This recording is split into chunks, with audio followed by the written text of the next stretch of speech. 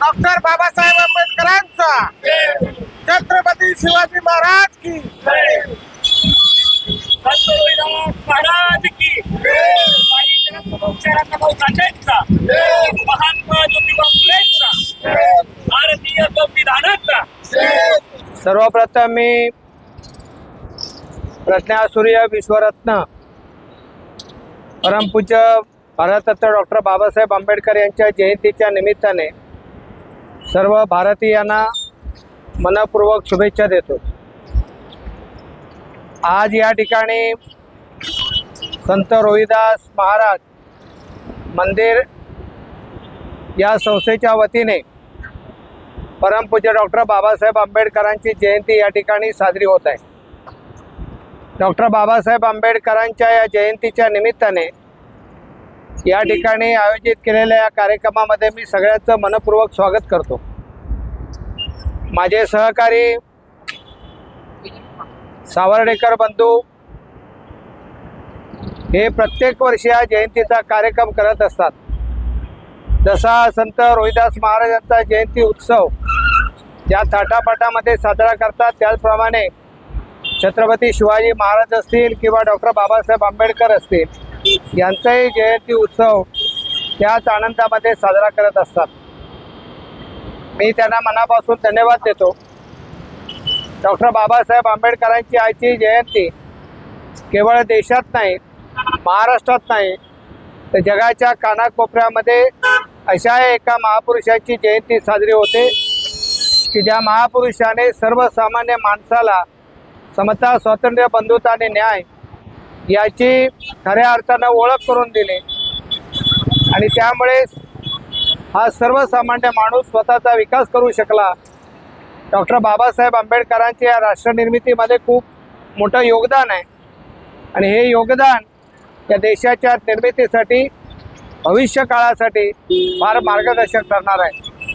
आणि म्हणून मी या निमित्ताने पुन्हा एकदा सगळ्यांना या राष्ट्रनिर्मितीच्या कामामध्ये आणि डॉक्टर बाबासाहेब आंबेडकरांच्या विचारांचं प्रबोधन सर्वसामान्य वर्गापर्यंत नेण्याचं काम आपण सर्वांनी मिळून करूया, एवढीच मी या निमित्ताने आपल्याला सगळ्यांना विनंती करतो।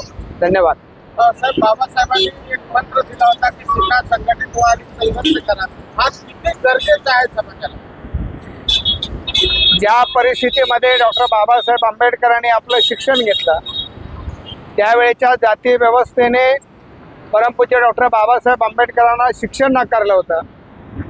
दरवाजाच्या बाहेर बसून शिकणारा एक विद्यार्थी या देशाचं संविधान लिहिलं असं कोणालाही कधी वाटलं नव्हतं, पण डॉक्टर बाबासाहेब आंबेडकरांनी आपल्या त्या शिक्षणाच्या ताकदीवर सिद्ध करून दाखवलं। आणि डॉक्टर बाबासाहेब आंबेडकरांनी जो शिका, संघटित व्हा आणि संघर्ष करा हा जो मूलमंत्र दिला, त्या मूलमंत्राचा आधार घेऊन त्या काळची पिढी, त्या पिढीने आपल्या मुलांना शिकवलं, त्यांना उच्च विभूषित केलं आणि आज पाहतोय की आपल्या सर्वसामान्य शोषित, वंचित, दलित या समाजामध्ये अनेक सुशिक्षित मुलं ही कोणी IPS झालेले आहेत, कोणी IAS झालेले आहेत, कोणी RS झालेले आहेत, तर कोणी वकील, वैद्यकीय क्षेत्रामध्ये काम करतायत। हे केवळ आणि केवळ डॉक्टर बाबासाहेब आंबेडकरांनी दिलेल्या या शिक्षणाच्या मूलमंत्रामुळे सिद्ध होऊ शकला।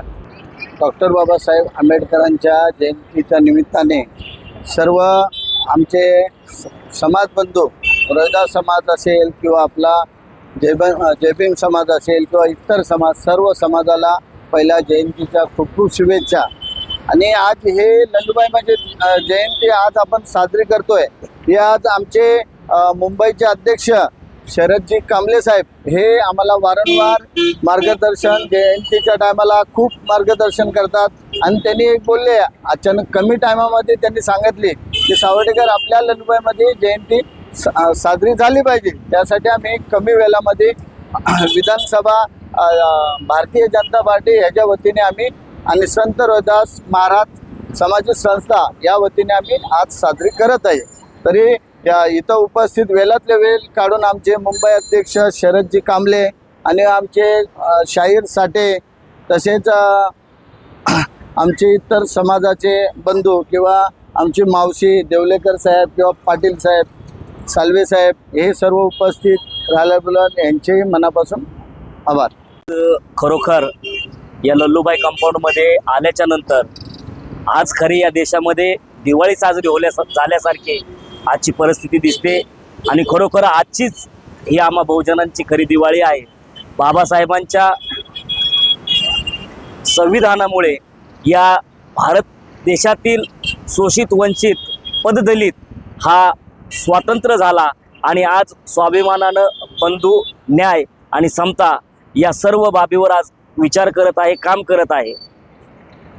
श्री संत रविदास महाराज मंदिर तर्फे पण इथे आज कार्यक्रम आयोजन केलेला आहे आपले दत्ता सावंत. खरोखर दत्ता सावर्डेकर यांच्याबद्दल बोलायचं झालं तर छत्रपती शिवाजी महाराजांची जयंती असो, परमपूज्य डॉक्टर बाबासाहेब आंबेडकरांची जयंती असो, अण्णाभाऊ साठेंची जयंती असो, अतिशय मोठ्या थाटामाटात या ठिकाणी साजरी होत असते आणि त्यांनी आजच्या या कार्यक्रमामध्ये जे योगदान केलं, अतिशय कमी वेळात त्यांनी तो अतिशय सुंदर असा या ठिकाणी कार्यक्रम घडवून आणला, त्याबद्दल त्यांचं खूप खूप आभार. आणि यापुढेही त्यांनी असाच कार्यक्रमाची वाटचाल पुढे घ्यावी. आम्ही बहुसंख्येनं साठेनगर आणि या मानपूर विभागातील सर्व मातंग समाजाची व्यक्ती त्यांच्या सोबत असो असं या ठिकाणी ग्वाही देतो. धन्यवाद. जय भीम, जय लवजी.